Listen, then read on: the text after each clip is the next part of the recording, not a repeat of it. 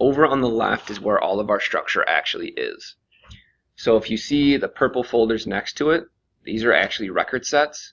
So what record sets are, those are going to be like your asset types, so like bridge, signs, pavement, all that kind of stuff. It'll also include requests, tasks, work orders, equipment, labor, material, anything along those lines will have a purple folder because they are a record set. If I scroll down, you will see a blue book. The blue books are libraries. So at first in this far left column, all you ever see is libraries and record sets.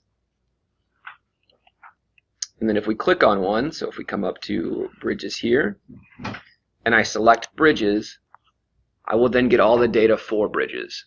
What is meant by that is I will be able to see all the child record sets. Once again, the purple folders. I can see I have bridges here, and then I have all these child record sets that are underneath bridges as well. And then I have these regular blue icons here that are fields. So now you can see all these blue icons are just the regular fields. So remember, when you're in Structure Manager, you see every single field that belongs to that record. Now some of you guys have different roles and different layouts to see different things, right? So some of you might not see some of the fields that you see inside Structure Manager because they're not on your layout. So you guys can certainly see different things. Inside Structure Manager you will see it all though. There's no hiding a field or anything along those lines. So if it's hidden on your layout, you will see it in here. If you select one, it'll actually tell you exactly what it is. So you can see for this foundation, it is a lookup field. And it looks up to this library. So you can specifically see where things are actually being looked up to and what library they are. So if you want to go check out the library, now you can go find that library over on the left side. You can see like Act Before is a date, and it is system and read only. System fields are things that are usually all default out of the box things that are pretty hard to manipulate. Read only, obviously if it's read only, it means that you guys can't interact with it. Either it's being system populated or someone made it read only for a reason. Also at the bottom you will always see value required. So those fields like key on your guys' task, detail, and work order number are required. That means in Structure Manager you will go down, and we can go do it in a second, you'll see the value required checkbox on. So if I scroll down to the record set of tasks here on the left side, and I select him, and I scroll down to details, and I select him, we can see that he's a text field. We can see his unlimited text, so he has no maximum number of characters. You can put whatever you want in there. And at the very bottom we can see that he's required. So that's why we see the red asterisk by him when we're creating a task, or on the iPad you saw the red underline and things like that. The value required makes it so that it has to be populated before the creation.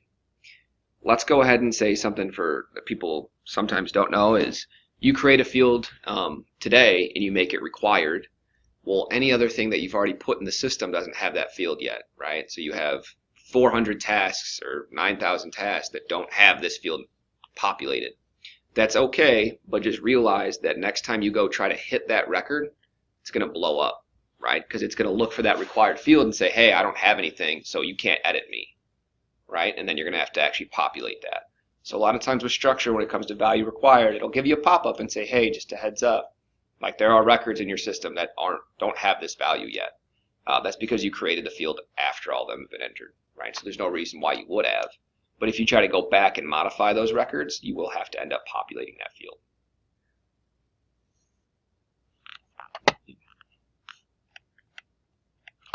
This kind of can keep building on, right? So we're inside the task record set, and now we have all of our child record sets within it.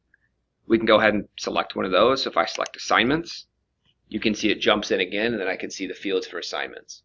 So you can continue to dive into child record set after child record set if that's how you guys' structure is built, and continuously see what's going on there and see all the fields that it actually has to offer. You will see some things like S's next to this. S means share. So that means it's shared out to somewhere. There's some type of relationship with it. You see it a lot with assets from like linked relationships or container component relationships. Tasks is obviously shared out to every single asset because every asset needs to have a grouping of tasks with it. So that's what the S is. Something you probably will not see in this test environment is a G. A G stands for GIS connected. So if you're in Structure Manager and you see a gray G next to it, that means it has an active GIS integration made to it.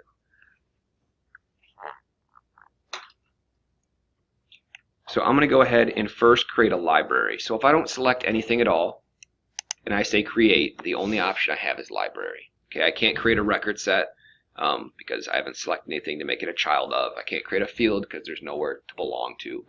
But I can create a library because those can actually stand by themselves. So when I select library, it's going to go ahead and say, yep, type record set, plural name. I'm going to go ahead and give it the library name, whatever I needed to.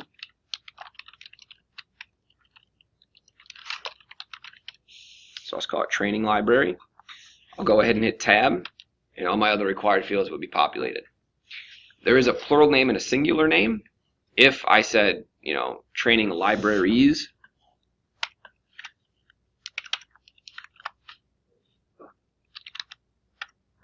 gets rid of the S, right? It doesn't account for Y being the actual character. It's just always going to take the S off the plural, but it will actually try to take it off for you. However, obviously if it ends in a vowel and things like that, you may have to do some changing. Other than that, singular name was populated, ID was populated, and table name was populated. That's all you have to do to create a library. All the required fields there are, there's nothing else to even populate.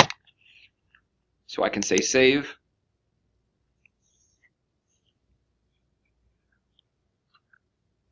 And now my library is created. I have right here training libraries. If I select it, I can actually see what fields are inside of it. These are default fields that are created with any library or record set that you make. Entry date, entered by, inactive, last modified, and last modified by.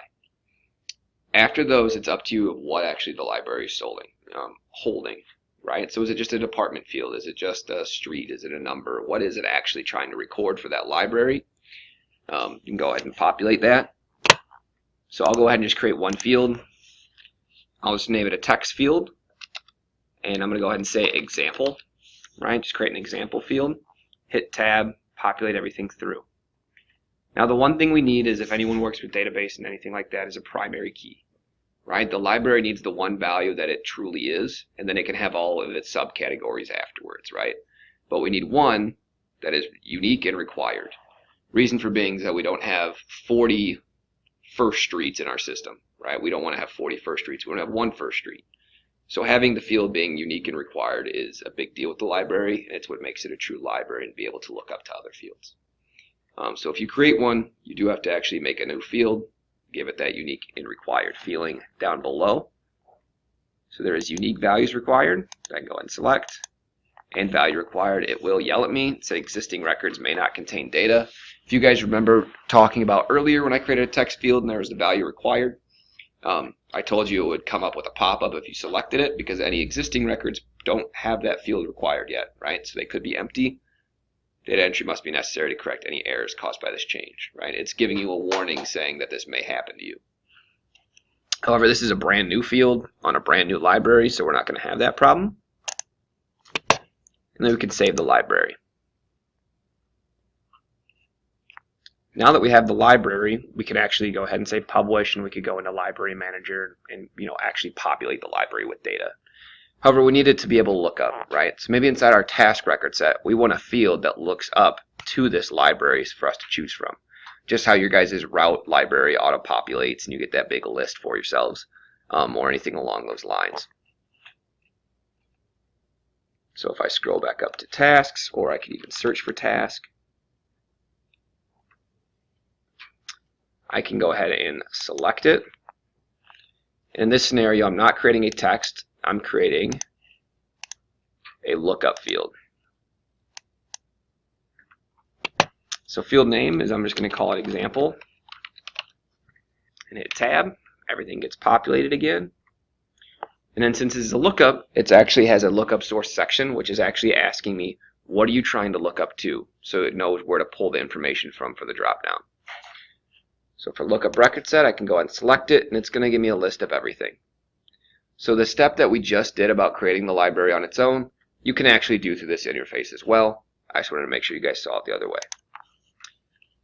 I can search for example, think we call it training example.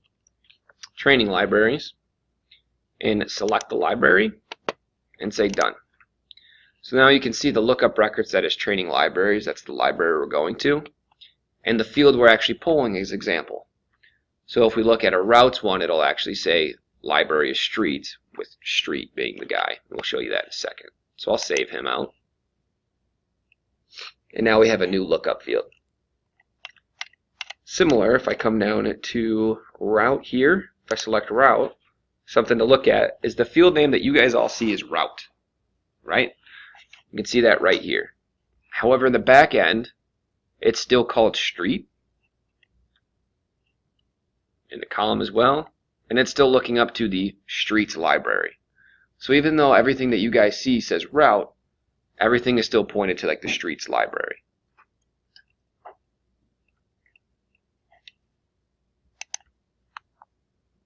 And if we wanted to save those changes and everything like that, we can go ahead and say publish. And I'll go ahead and save those processes out. I can select it. There we go. And run through. So since we created a library, what we'd actually be able to do now is open up Library Manager, go to that.